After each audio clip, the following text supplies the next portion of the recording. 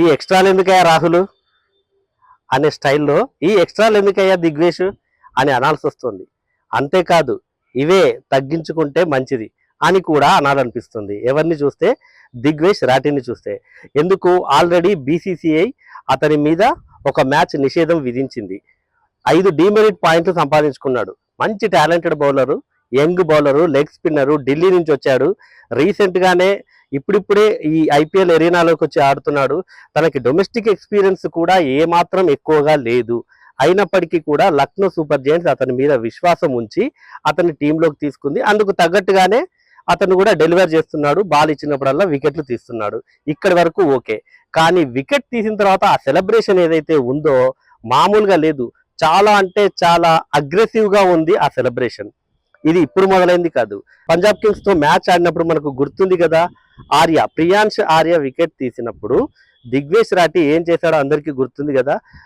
Priyansh Arya out అయి వెళ్తున్నప్పుడు అతని దగ్గరికి వెళ్ళి చేతి మీద సంతకం చేసి నువ్వు వెళ్ళిపో అన్నట్టుగా సెలబ్రేట్ చేసుకున్నాడు.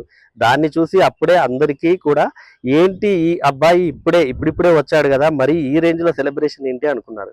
కానీ ఆ తర్వాత తెలిసింది ప్రియాంశ్ ఆర్య అండ్ దిగ్వేష్ రాఠీ ఇద్దరు మంచి స్నేహితులని.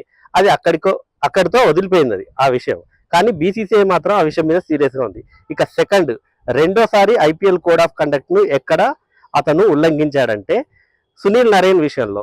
కోల్కతా నైట్ రైడర్స్ తో మ్యాచ్ జరిగినప్పుడు సునీల్ నరేన్ వికెట్ తీసిన తర్వాత, అంటే ఈసారి ఏం చేశాడంటే దిగ్వేష్ రాఠీ ఆల్రెడీ బీసీసీఐ ఒకసారి వార్నింగ్ ఇచ్చింది కాబట్టి కొంచెం ఒళ్ళు దగ్గర పెట్టుకొని బ్యాటర్ దగ్గరికి, అంటే అవుట్ అయి వెళ్ళిపోతున్న బ్యాటర్ దగ్గరికి వెళ్ళి సంతకం చేయకుండా కింద గ్రౌండ్ లో చేశాడు, నెల మీద. మీ అందరికీ ఆ సీన్స్ గుర్తుండే ఉంటాయి. అంటే కొంచెం జాగ్రత్త పడ్డట్టు నటించాడు. అప్పుడు గ్రౌండ్ మీద సిగ్నేచర్ చేశాడు. దాన్ని కూడా కోడ్ ఆఫ్ కండక్ట్ కింద పరిగణలోకి తీసుకుంది. మళ్ళీ నెక్స్ట్ ఇంకా అలా వస్తూనే ఉన్నాడు ఆ సెలబ్రేషన్స్.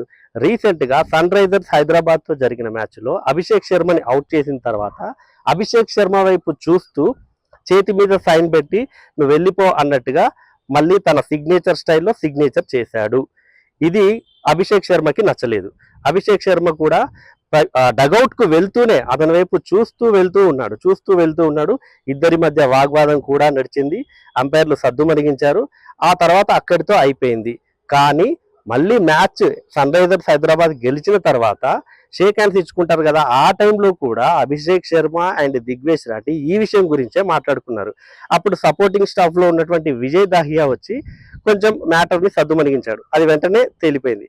కానీ బీసీసీఐ మాత్రం ఈ మ్యాటర్ను చాలా సీరియస్ గా తీసుకుంది. దిగ్వేష్ రాఠీకి ఒక మ్యాచ్ నిషేధం విధించి 50% మ్యాచ్ ఫీజులో కోత విధించింది. అంతేకాదు అభిషేక్ శర్మకు కూడా 25% మ్యాచ్ ఫీజు కోతను విధించింది.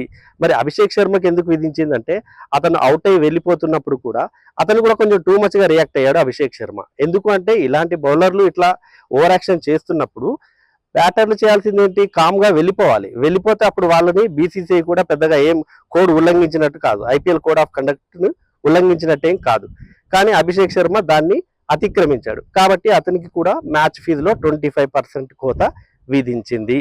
సో ఇలా జరుగుతుంది కాబట్టి బ్యాటర్లు కానీ బౌలర్లు కానీ బుద్ధిగా మీ ఎక్స్ప్రెషన్స్ ని, అంటే మీకు లోపల ఉన్నదాన్ని మామూలు సెలబ్రేషన్ స్టైల్లో చేసుకుంటే తప్పేమీ లేదు.